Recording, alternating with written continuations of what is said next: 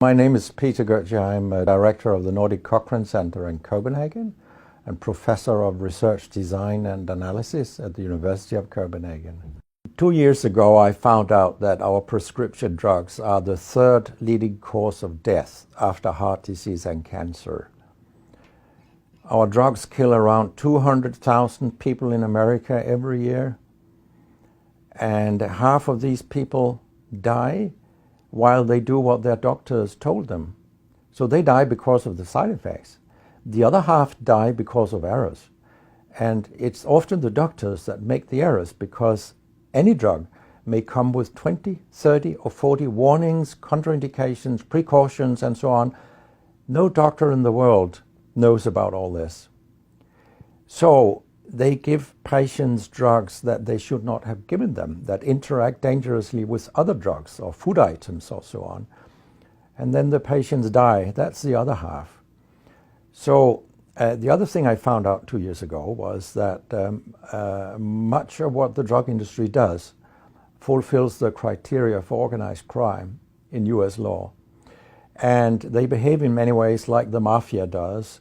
They corrupt everyone they can corrupt. They have bought every type of person, even including ministers of health in some countries.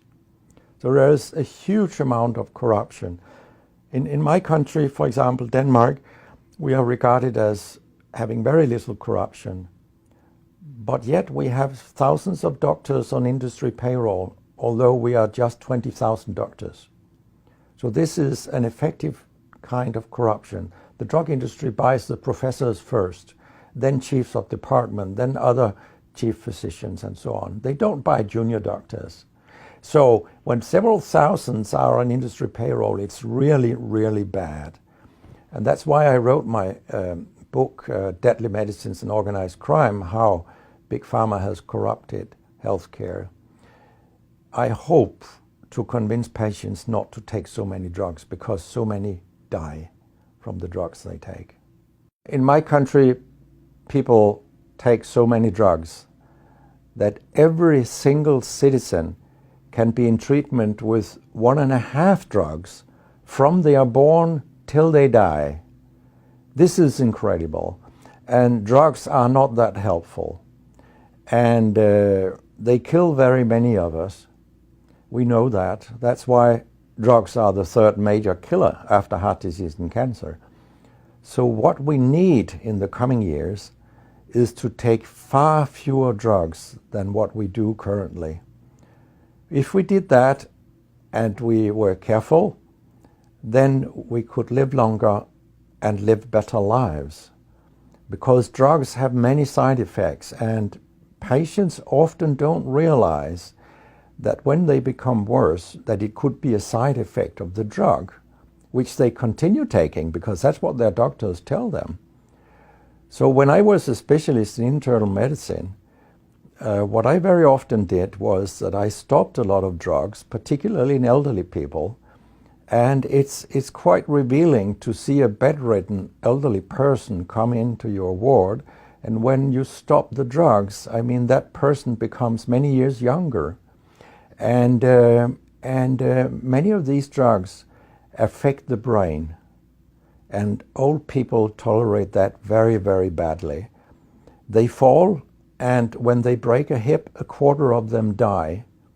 And for example, antidepressant drugs are used in more than 10% of our elderly. And they seem to kill 3% of them every year. I mean, if 100 old people take an antidepressant for 1 year, 3% of them will die because they fall and break their hip. This is a huge death rate. So a lot of other drugs than antidepressants also make people fall and kill them. And they may affect your cognition, your memory, and all these things. And then they interact in ways that we know almost nothing about. Very many elderly, they take more than 5 drugs a day. And we actually don't know how these drugs interact with each other. What we do know is that all drugs have many effects in the body, and some of them interact also in their metabolism.